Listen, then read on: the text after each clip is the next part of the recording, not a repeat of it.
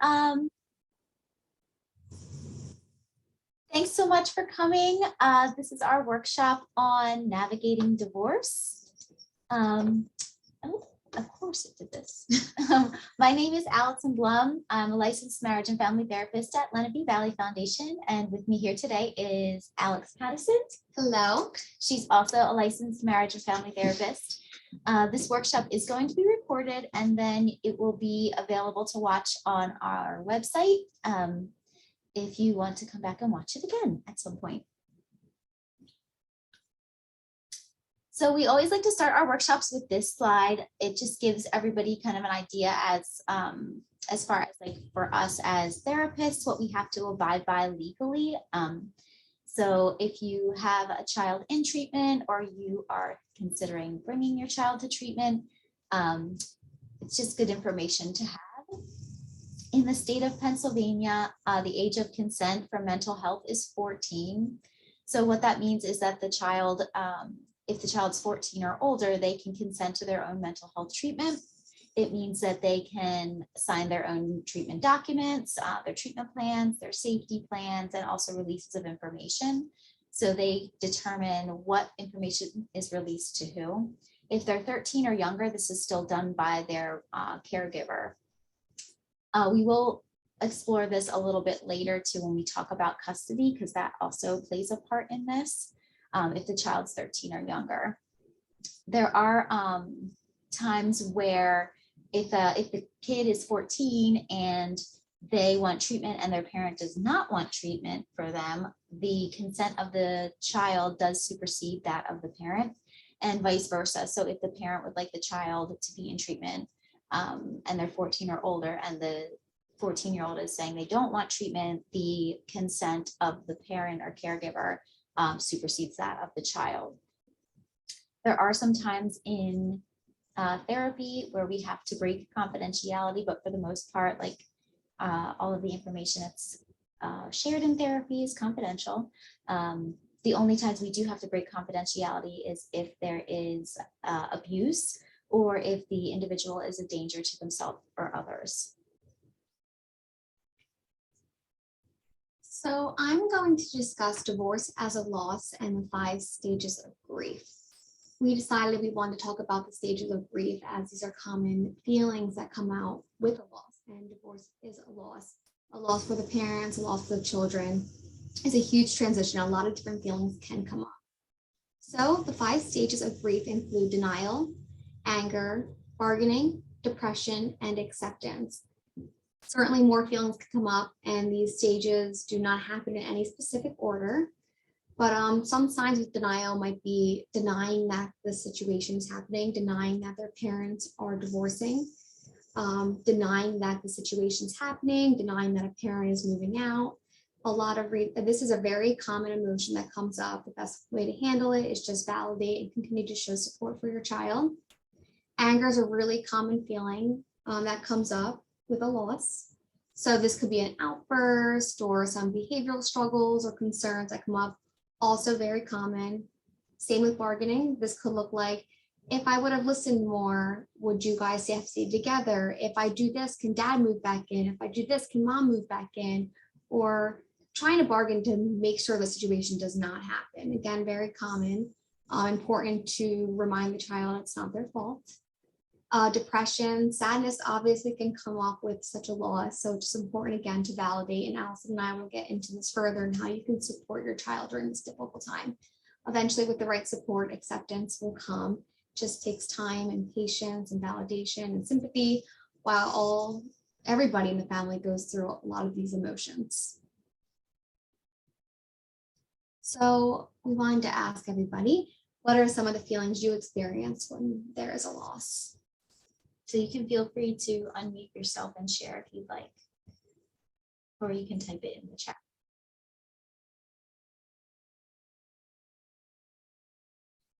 And you certainly do not have to. Right.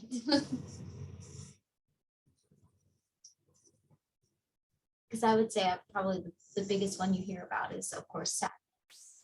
I would say when we talk about loss and stuff, sadness and anger. Yeah, I was gonna say anger too. I think anger comes up a lot, especially with children acting out in ways they maybe not, they wouldn't before because they're still learning how to process different feelings. A child's brain is so much different than our adult brains. It takes time for them to fully develop. So what might seem like common sense to us, like, oh, this is why this is happening, a child's brain isn't comprehending that the way ours would. So it's just really important to remember that their brain is still developing, it's still, their brain is still confused. So just be really gentle and really patient, practice a lot of grace as they navigate this difficult situation.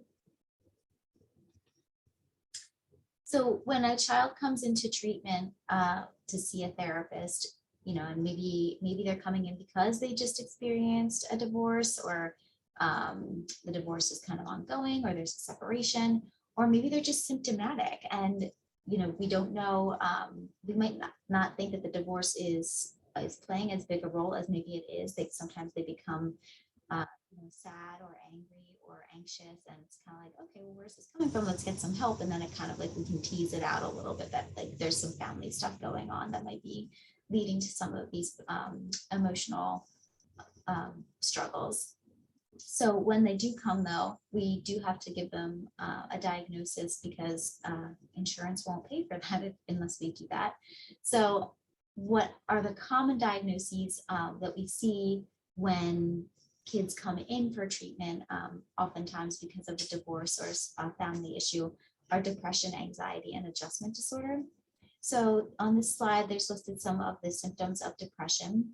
So if your child is experiencing a depressed mood, feeling sad, empty, hopeless, irritable, you might notice that they are not as interested in things that they used to be interested in. There could be a weight loss or weight gain. They might be sleeping too much or not sleeping at all. They could feel restless or slowed down.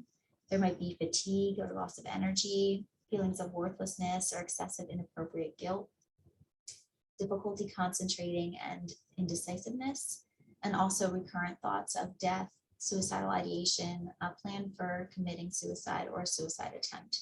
These are all symptoms that contribute to a diagnosis of depression. Of course, there are other mood disorders and other anxiety disorders, but we're just kind of giving like the basics here. So another, the anxiety disorder that we're going to go over that you might see is generalized anxiety disorder. And this comes with excessive anxiety or worry, and difficulty controlling the worry, restlessness, feeling keyed up or on edge, being easily fatigued, having difficulty concentrating or mind going blank, irritability, muscle tension, and again, sleep disturbance. So sleeping too much or not sleeping. They would have trouble falling asleep or staying asleep. This last diagnosis is called adjustment disorder. And basically with the adjustment disorder, what happens is there's a life event of some kind, and a couple, within 3 months of this life event, you start to see some emotional and behavioral symptoms. And the symptoms and distress are out of proportion to the severity or intensity of the stressor. So with adjustment disorder, there's different types. So we have adjustment disorder with depressed mood. So you're going to see, basically you're going to see like some depressive symptoms about 3 months after whatever the stressor is. With anxiety, again, you'll see anxiety symptoms. With mixed anxiety and depressed mood, you see a little bit of both. There's also something called disturbance of conduct. So this is when you start to see the acting out behaviors. Maybe they don't want to go to school anymore. They're just, they're starting to get into some trouble. They're not following the rules the way they used to follow them at home. And then of course, the last one is a combination of disturbance of emotions and conduct. So then you're seeing the emotional and the behavioral symptoms. So what can happen is you have this family unit, and then the family unit is split. So we have a separation, a divorce, and we have the kids. And sometimes the kids get stuck in the middle, and you have, one household over here, and you have one household over here. And it can be really difficult for them to navigate that.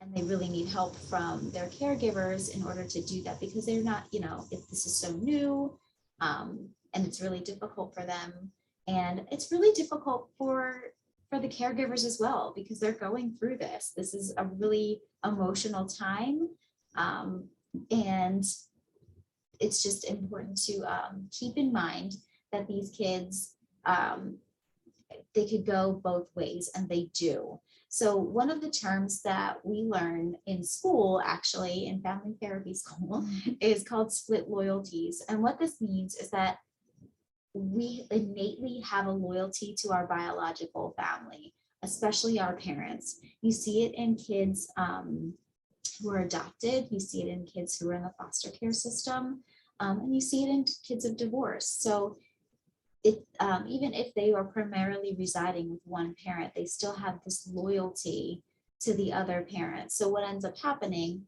is it feels like there's a piece of them, with this parent, and there's a piece of them with this parent, because both parents have made them. So they're made up of both parents. And if one parent is saying something about another parent that maybe is offensive to the kid may or may not say something, but they could often feel that, because it feels like the other parent is then attacking a part of them. And so that's where you come up with these the split loyalties. Am I saying this? Yeah. Okay. Mhm. And then the kids can often feel stuck in the middle. Is there anything where you wanted to? Yeah, I would just say being mindful of the split loyalties and having the child be stuck in the middle. Sometimes I've noticed in families with the parents, it's pretty indirect. It's not purposeful. No parent trying to purposely put their kid in the middle or make them feel these things. But sometimes even indirect messages of oh, why don't you ask your dad if he can pay for this? Or why don't you ask your mom if you were late? Or you know what, she didn't pay this on time. Even little indirect things we think the kids don't pick up on. They pick up on it, in the little tones in their voices. Again, it's indirect, it's not intentional, but it can put a child in the middle. Or even things yeah, why don't you text your mom and ask her? Why don't you do this? Kind of puts them in the position to be in the middle, which is not a place for the child to feel like they are because of these split loyalties. So there are a couple things that we wanted to point out that could be helpful when navigating all of this stuff, and maybe some things that aren't so helpful. And so these are things that we've read about, that we've heard about from our clients, and that we've observed. So it's kind of a collaboration. So some things that we have listed here that are not helpful would be, again, we kind of touched on this already, but speaking negatively about the other parent to the child, because it can be offensive and it can be hurtful, and the child can then also internalize that themselves. Making them choose, or saying something like, you're just like your father, or you're just like your mother, but having a negative connotation to that, almost trying to insult them. Blaming the kids, that could puts a lot of responsibility on them that it's not theirs. And also not helpful to use your kids as an emotional support. So what we mean by that is using them to be kind of your go-to, or if you need to complain about something, or maybe you're upset this day, or you're stressed out about the finances, and using them as that person that maybe your spouse was at one point, that person, and now the kid is starting to fill that role. And it's just really good to be mindful of that and to have healthy boundaries so that that's not happening. So some things that are helpful would be to validate your kids and empathize with them, because this is a difficult time, and you really can empathize with them because you're going through it with them and you're experiencing a lot of the same feelings. Respecting the other parent. You don't always have to like them, but to show respect to them is helpful for the kids. Co-parenting. So we're going to get to this. This is basically, teamwork, working as a team to parent your children, even when you're not together as a couple anymore. And co-parenting is basically like parenting together, but in different households. Seek your own support. Again, this is difficult for you. It's a big deal. It's painful. It's stressful. There's a lot going on. It's a big change. So seeking your own support is good too, so that you're not, again, like you're not seeking it out of your children, perhaps. And explain what's happening to your kids. They are aware that stuff's going on. So you might as well be upfront with them and let them know what exactly is happening. And of course, you don't have to get into all the details, but just letting them know this is what's happening, and this is what it's going to look like moving forward. Because that can then help them to accept the change and to feel a little bit more secure and safe as they're making the changes. So what does co-parenting look like? Co-parenting looks like teamwork. It looks like you are working together to parent these children, even though you are not in the same household, and you are not in the same kind of relationship that you were once in. So it's basically like a different kind of relationship. What is so important with co-parenting is communication, and this can be challenging, especially if there is hurt and pain and there's a lot of emotions, right, that go into a divorce. So there's different ways of communicating with each other. I've seen them done, all of the things that are listed there, phone calls, having conversations about what's going on with the kids, texting, emailing, Google Calendar, scheduling. I have seen even parents who really kind of struggle with communication after being separated can use, I think there's different apps and like databases through the court that you can actually use to communicate if that is the level at which it needs to go. Compromise is also important in co-parenting. So, maybe at dad's house, dinner's at 5:30, and at mom's house, dinner's at 6. And maybe that's okay. Maybe it doesn't have to be at 5:30 both places. And maybe bedtime at dad's is between 8 and 9, and bedtime at mom's is 8:30 sharp. But maybe you can compromise and like make it, okay, it has to be between 8 and 8:30. Just trying to have those kind of conversations, and also not trying to pick every battle and fight every battle. The other piece of this, and this is the challenging piece, is consistency. So of course, like they live in different households, like mom's house is one way and dad's house is another way. And that's normal, right? It's going to be that way.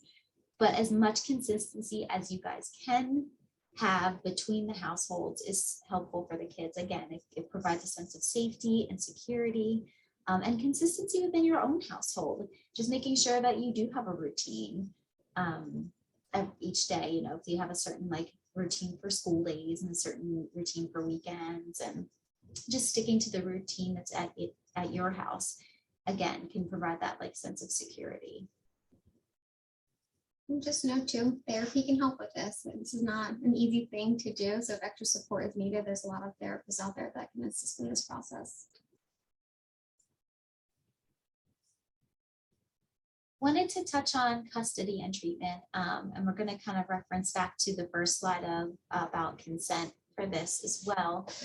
So when there is custody involved, it's we always ask for the custody agreement. If you're bringing your child to treatment, it just gives us an idea of kind of like what we're working with, and what legally we are responsible for when it comes to sharing information and consents and stuff like that.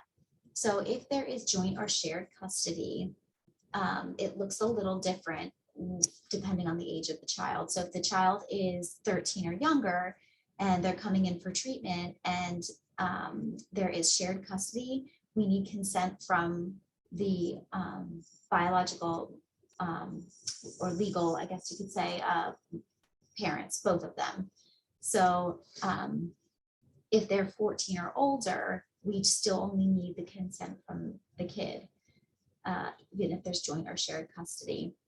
So again, if they're 13 or younger, if we need a release of information, if the child is being recommended for medication, we need the consent from both parents in order to move forward with those things. If the kid is 14 or older, again, they can consent to their own stuff.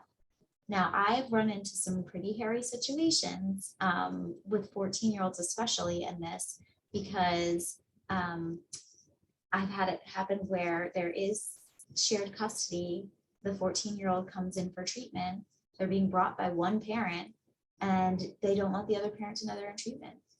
And inevitably, as treatment progresses, and me being a family therapist, the other parent is brought into it and is pretty upset, right? And rightfully so, that they weren't notified that their child is in treatment.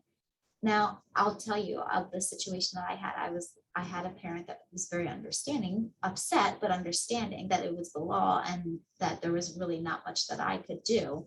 But there can be some pretty hairy situations sometimes with custody. So just being as straightforward as possible is helpful.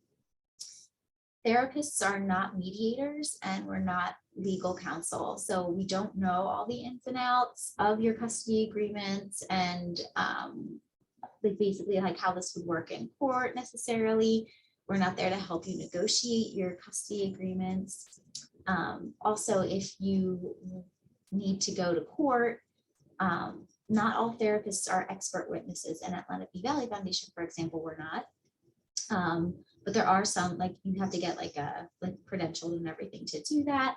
And that's when you would have like your child go and meet with them. And there's a whole other process for them to meet with these. They're called expert witnesses. And then they would give you basically like the evaluation that you would need for the custody. And you want to be careful when you bring therapy into the courtroom. Sometimes, of course, it is necessary. But you want to be careful because this is your child's confidential information that's then being brought into a courtroom. And sometimes it can violate the trust and with the therapist. And it can just get a little bit messy. But again, like there are times when it is necessary.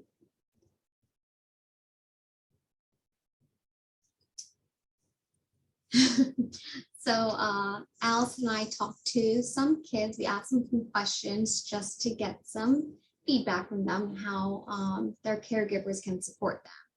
So let's hear from the kids. So we asked the children, how old were you when your parents were divorced? And we had ages from 20 months old to age 25 here, all different ages in between. We asked, what was the hardest thing for you about the divorce? And here are some of the answers we received. Having to switch back and forth between houses because the court couldn't make up their mind. Being put in the middle. Going back and forth between houses and not knowing what was true. Going back and forth to parents' house. Not having a consistent schedule. Parents arguing a lot. Splitting the holidays and parents dating. We also asked, did you ever feel stuck in the middle and what was it like? The answers were, yes, I can't really explain it. I felt like I was forced to choose. Yes, I do, very much. I am the only child my parents had, so I don't have anyone to turn to, which is why I'm experiencing, which makes it very difficult for people to understand what I'm going through. Being stuck in the middle has taken an emotional and mental toll on me. Someone else answered yes, it made them feel uncomfortable. Like my parents were going to get mad at me. Like I need to pick a side or I was in trouble. And like, yes, they had to walk on eggshells. I didn't want to say anything to upset anybody.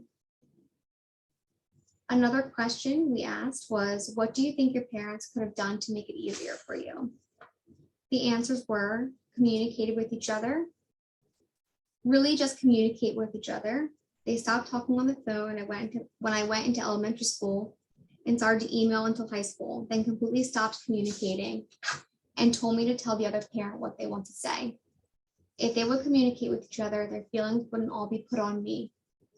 Explain to me what was happening, having a better schedule or routine, being nice to each other, not put me in the middle, and not talk about each other. We also asked what went well. The answers were They are starting to get better at communication now, 7 years later. I guess the only thing that went well is that they weren't right for each other and made the right decision to divorce. It wouldn't be healthy for me, for them, if they stayed together. They told me what was going on. More presence and more activities. And parents sitting down and explaining it wasn't our fault. I knew some kids would say more present. I knew that was coming. And how is it still affecting you now? Some kids wrote it's not. Some, they often stress me out because they still talk about each other in negative ways. And I have trouble confronting them and telling them to stop. It is still frustrating because they still talk about each other. Parents arguing over time still. Scared that I will get a divorce. Fear of commitment and disconnected from my dad. So those are just some answers to some of the experience from children. Obviously, a lot of consistent answers in there as well.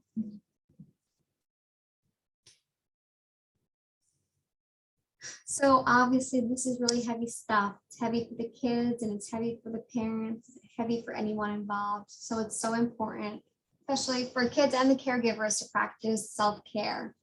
Alice and I preach self-care in all of our workshops. We know how important it is to make time for yourself. Self-care can look different. There are so many different types of self-care, as you can see on the screen here. So there's physical, so that's just gonna be exercising, eating healthy, yoga, and getting rest. Physical self-care does not mean just being quote unquote healthy. It is also getting rest. Rest is important.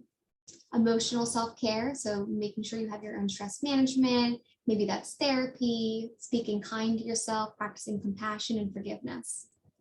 Social self-care, setting boundaries that you need to, spending time with healthy supports, practicing communication and asking for help as you need it. There is spiritual self-care, so that could be whether it's religion or just time alone, meditation, time in nature, journaling. Spiritual self-care is basically just time to reflect. So important. Personal, so engaging in your hobbies, knowing yourself, knowing your personal identity and honoring your personal time. Space, safety, healthy living environment, security and stability, organized space. Financial self-care, so that's budgeting, saving, money management, paying your bills. And work, time management, taking time off, taking breaks, taking a lunch break. We are aware how busy everyone can be, and I hear often, I don't have time for self-care, and my answer is always make it. You don't need to spend hours doing self-care, although that would be lovely, and I do encourage it at times, but every day, just do something small for yourself. Take 5 minutes longer in the shower, wake up a little extra earlier to have your coffee. That's what I do. Once a week, go to a yoga studio or call a friend on the way home from work. There's always time to make time to take care of yourself. You are caring for children. It is important you fill your own cup because you cannot pour from an empty cup. So self-care, that needs to be a priority. So we want to give you guys some tips on how to help kids cope with divorce and blended families. So one really big important one is spend time with them, really good quality time with them. So if they're into a video game or Legos or coloring, show them personal attention by engaging with them, show them that you're interested. Things can get confusing going back and forth. It's so important to have that quality time and letting them know you are important. Be open to the conversation, validate their feelings. So as we know about children, they're curious, they have questions. Obviously, answer what's appropriate for their age, but validate the concerns that are coming up. Meet them with curiosity. Help them with coping with anxiety and depression. So not only would children feel all those feelings, as you remember, I talked about the stages of grief and loss, it's important to teach kids how to express their feelings in a healthy way. So we don't want to dismiss someone's feelings. We don't want to minimize their feelings. We want to let them know we're here, we're listening, and let me help you work through the feelings. A good way to do that is journaling, using your 5 senses, which I'll go over in a second. Exercise, do something they enjoy, deep breathing, art, and yoga. So sometimes, like I mentioned, children might get angry. So it is important in moments of anger or sadness or intense feelings to try not to have a conversation with them in that moment. They are outside of what's called their window of tolerance. They need assistance regulating their emotions. So before trying to have deep conversations with them, pause and think, how can I help them calm down before figuring out what's going on? This is hard for the parent too, because if they are acting out, it might cause you to react. So I encourage everyone to respond before reacting. If the child is acting out or really upset, meet them with curiosity rather than defense. Ooh, what's going on here? This isn't like you, and then help them regulate their feelings. So one way to do this is using your 5 senses. This is something you can do anywhere. So sometimes if I have a child who is struggling to regulate their emotions, instead of trying to figure out what triggered them, I'm instead going to help them calm down. So I might say, hey, can you point out 5 things in the room you can see? So they'll point out, like, I can see the phone, the water bottle, the paper, the window, the chair. And then I'm going to say, great, now tell me 4 things you can feel. And not just tell me 4 things you can feel. I want you to feel them and describe them to me. So for example, they might feel their shirt and like, oh, it's like a little dry. They might feel the chair, make it a little cold. They might feel the desk and it feels like wood. So they're really going to describe it. And then I'm going to say, all right, now tell me 3 things you can hear. So right now I don't hear a lot. I hear my own voice. I hear the heat or the air going through, and I just heard Allison's giggle. So I hear 3 things, and then I'm going to do 2 things I can smell. So I don't know if I'm smelling anything right now, but usually if you really, with kids, if they do what I just did and say, I don't smell anything, you can really say, really think about it. So I see Allison's hand sanitizer over there. If I picked it up, I would smell that scent. And then if there's a candle, I would have the kids pick up and smell the candle or pick up lotion. There's always something to smell. And the last thing I would do is, now tell me 1 thing you can taste. Sometimes I'll even go deeper with that if I have like a piece of chocolate or a mint or a piece of gum, and I'll have them mindfully eat the candy or wait until the mint dissolves in their mouth and say, really focus on that taste. Let me know how it tastes. How does it feel in your mouth? How does it feel going down your throat? So if you notice, that took me about 2 minutes or so. And when you're with a kid, and kids are always curious and they like to be engaged, that might take a little longer because they might get excited. During that time, it was enough to distract me from what originally triggered me. I calmed down a little bit. After I calm down is when a parent can come in or a caregiver and say, so tell me what was going on. I understand it's so difficult when a child reacts and they become angry. The original thought is you need to knock it off, or, that's not the right behavior. And that's a valid response, I get it, but I encourage you to try to meet with curiosity first and see, well, what's going on here? And before figuring, and don't get me wrong, if they were acting in a way they shouldn't, after they calm down, you can say, we need to talk about more appropriate ways of behaving, and that's uncalled for, and talk about why. Explain in the most gentle way, of course. And of course, individual and family therapy can be super helpful.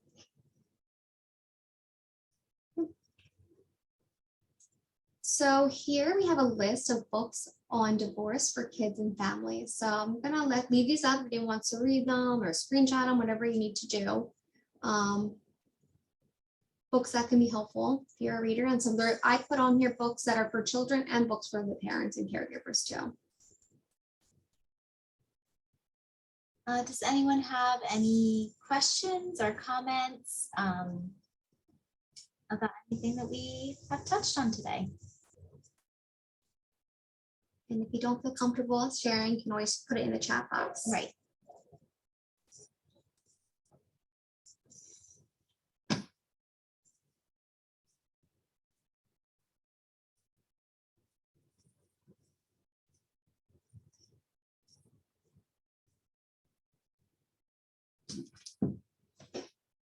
All right, well, thank you so much for coming to our workshop on navigating divorce.